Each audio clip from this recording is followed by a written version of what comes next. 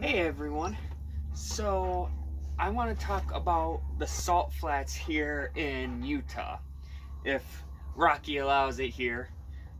Super hyper today, aren't you? So, lots of people have heard about the salt flats in Utah, and I gotta say, it was definitely one of the most unique experiences that I've been to personally while on the road.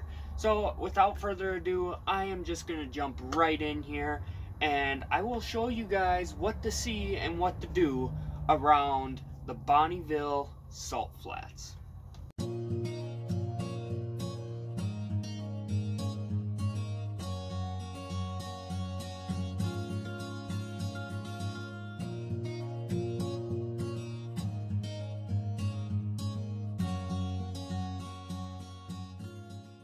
So the Bonneville Salt Flats is actually located on Interstate 80. We drove from Winnemucca in Nevada and continued on Interstate 80. And right when you cross over from Nevada to Utah, there's the town of Wendover. And this is where the salt flats are. Now, when you first drive into the town from Nevada, you're going to see what they call the Wendover Will. And this is basically just a giant statue sculpture of a cowboy. And at this location actually is a historical site. We pulled over there and I surprisingly had never heard of this. There is what's called the Victory Highway, and it's attributed to soldiers that fought in World War I. The road was built in 1925 and it went from New York all the way to San Francisco. This was basically the first road for pioneers. It was basically Route 66 before Route 66. So a lot of pioneers use this trail, and at the Cowboy, this is actually part of the trail. There's several plaques there that talk about the history of it, as well as the history of Wendover. And one of the important aspects, history-wise, in Wendover is the Airfield Museum. Unfortunately, we did not get to go there, because by the time we got there, it was about 20 minutes left. We were running a little behind, and we were told that it was a free museum. It used to be a free museum. Donations were welcome, but now they charge a $5 admission. So upon getting there, immediately upon walking through the door, we were very rudely told that they were going to be closing in 20 minutes. And they said, if you guys want, it's $5, you have 20 minutes to hurry up and basically see what you want to see. That's basically the gist of what we were told. So I asked, well, how long do you recommend for this museum? As I know a lot of them recommend 45 minutes to an hour. This is what she told us, and upon that conclusion, I decided it was not worth paying the $5 just to be in there for 20 minutes and then have to leave right away. If it was a free museum, I definitely would have spent the last 20 minutes in there. There were other people there still, so it wasn't like they were staying open just for us. But unfortunately, that was not something we got to see. I guess the museum itself is on the old Air Force Base though, and this was actually at one point the world's largest and finest bombing range. This is where they trained and prepared for dropping the first atomic bombs. The bombs that were dropped on Japan actually were trained and basically made here in Wendover. And then of course you have the salt flats. The town of Wendover used to be underwater. There used to be a giant lake there.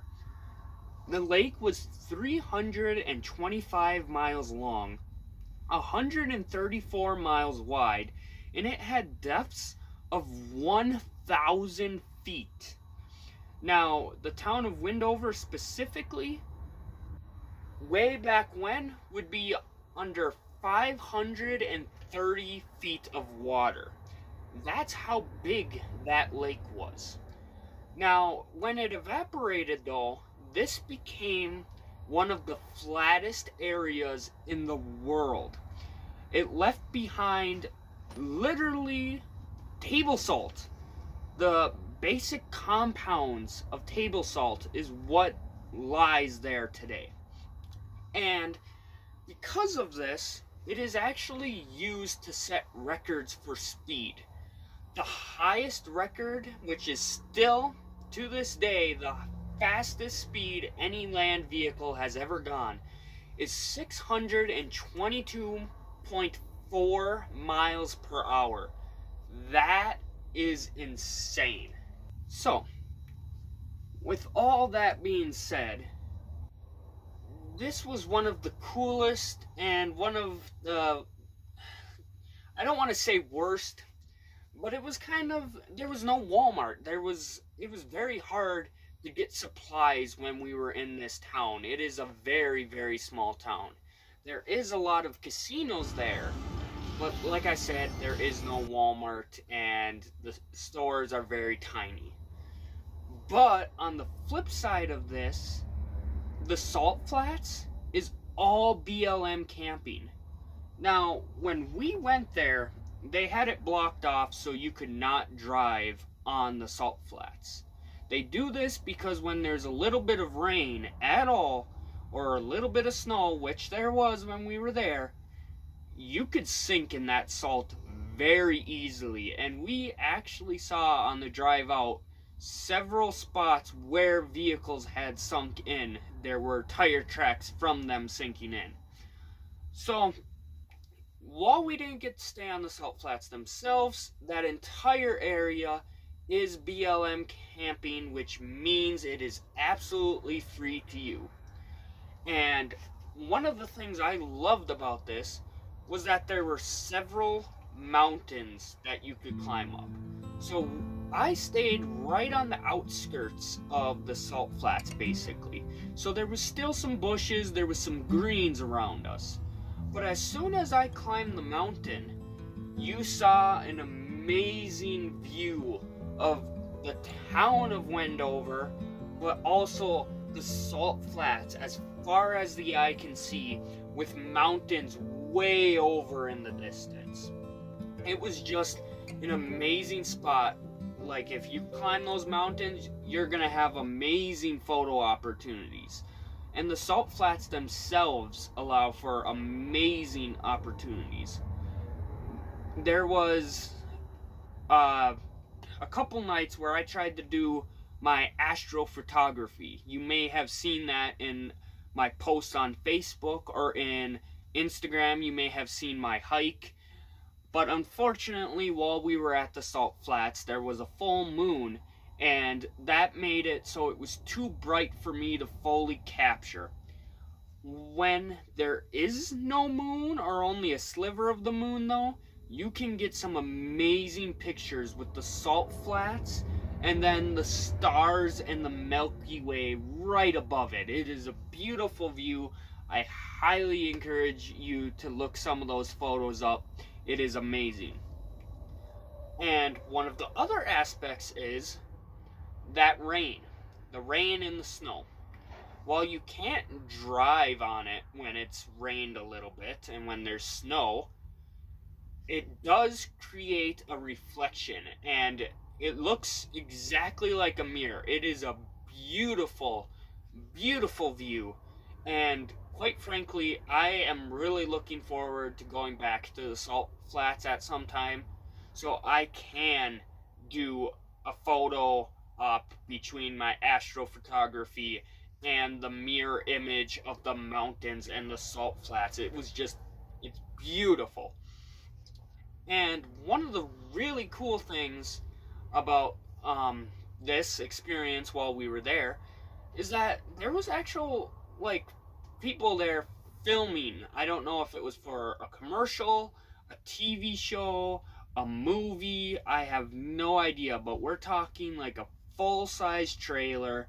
They had a table set out with a bunch of chairs for like meetings and meals. They had this giant kitchen set up for meals, and their cameras and everything were just very, very high end, it seemed like. So I'm really curious. I'm curious to see what exactly those people were filming out there. And one thing I definitely recommend you to do, don't overlook it, especially if you're coming towards Nevada. If you're going west, stop at the rest areas. There are some rest areas right outside of Wendover. And when you're heading east, you can climb up, and they have a spot where you could overlook the salt flats. It was a really cool view. But if you're coming west, you're actually, the rest area is kind of on the salt flats. So that's just a really cool experience. One of the coolest rest areas that I've personally stayed at. So I definitely recommend, if you're traveling out and about, stay here. Like I said, absolutely free camping and just some beautiful views. So I want to thank you guys for watching this video. I hope that you enjoyed it, and if you haven't already, make sure to like and subscribe. I mentioned that about 80% of my views hadn't subscribed yet, and since then I'm now to about 70% of people are not subscribed. So definitely turn on that notification bell, and you guys will stay up to date on all my latest videos right as they upload. But before I leave you guys, I want to give a big thank you for those who have been subscribed to my channel and watching me for some time now. You may have noticed there are a group of people who are regularly commenting on every single one of my videos. One of these people, who goes by JM, has became my first member on Patreon. Now, it has been brought to my attention that I am not promoting this stuff very well. So I just want to give a big thank you to JM, as his donation really helps me continue to live this lifestyle and go to places and just make some really good videos for you guys. So a huge thank you for taking the extra time needed to look up my Patreon, and a huge thank you for donating. For anyone else who may be interested in that, I'll put the link down below in the description of this video, and how it works is based off of your monthly donation. You will get different benefits, and it starts off at $4 a month, because at the time of my creation it was $4 for a gallon of gas. So for $4 a month, basically you will get exclusive Patreon messaging with me, exclusive Patreon posts that I do not post anywhere else. This includes photos and videos and a bunch of other content behind the scenes. And you also get early access to videos. Every single one of my YouTube videos you will get early before anybody else, before it is even published on YouTube. So again, a big thank you to JM and his donation, and I will put that description down below. While I'm on that topic, I do want to shout out my Instagram page and my Facebook page as well, as that is something I've also been made aware that I'm not promoting very well. I try to post every single day on my Facebook to give you guys an idea of what's going on and what's coming up. And as for Instagram, I try to create Instagram Reels and TikToks about very scenic areas and just my general experiences. If you like my hiking, for example, I just uploaded a hiking video there. It's like 2 minutes long, a short hike video that kind of shows the hike I did at the Salt Flats from the bottom to the very top. So I'm gonna put all those links and all those usernames, everything you guys need is gonna be down in the description of those videos. So take care, everybody, and I will see you all on the next adventure.